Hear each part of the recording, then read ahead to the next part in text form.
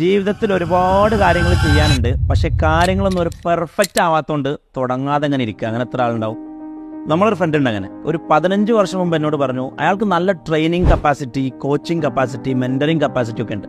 പക്ഷെ അദ്ദേഹം പറയുന്നത് ഞാൻ പെർഫെക്റ്റ് അല്ലല്ലോ ലൈഫിൽ, അതുകൊണ്ട് തന്നെ ഞാൻ പെർഫെക്റ്റ് ആയിട്ട് ഞാൻ ട്രെയിനിങ് തുടങ്ങുന്നു പറഞ്ഞു. പിന്നെ ഉപരി പറഞ്ഞു എൻ്റെ വീഡിയോസും ക്ലാസ്സൊന്നും അത്ര പെർഫെക്റ്റ് അല്ല, പെർഫെക്റ്റ് ആയിട്ട് നമുക്ക് തുടങ്ങാം. അപ്പോൾ അതേ ഇപ്പോൾ 15 വർഷത്തിന് ഇപ്പോഴും പെർഫെക്റ്റ് ആവാൻ വേണ്ടി കാത്തിരിക്കുക. അങ്ങനെ കുറേ ആൾക്കാർ നമ്മുടെ മുമ്പിലൊക്കെ ഉണ്ടാവും. അപ്പോൾ ഈ പെർഫെക്റ്റ് സാധനം എന്ന് പറഞ്ഞൊരു സാധനം ലോകത്തില്ല ശരിക്കും. പിന്നുള്ളത് ഹൈ ക്വാളിറ്റി സാധനമാണ്, അതും ആപേക്ഷികമാണ്.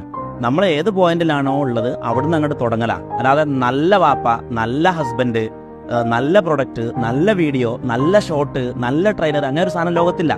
ഓരോരുത്തരും ഒരു പോയിന്റിൽ നിന്ന് അങ്ങോട്ട് തുടങ്ങുക. അത് 0 ആയിരിക്കും, 1 ആയിരിക്കും, 2 ആയിരിക്കും. എന്നിട്ട് നമ്മൾ കോമ്പീറ്റ് ചെയ്യേണ്ടതും ശ്രമിക്കേണ്ടതും ഇന്നലത്തെ നമ്മളെക്കാൾ ബെറ്റർ ആയിരിക്കണം. ഇന്നത്തെ നമ്മൾ അതൊരു കണ്ടിന്യൂസ് ഇമ്പ്രൂവ്മെന്റ് ആണ്. നമ്മൾ മരിക്കുന്ന അന്ന്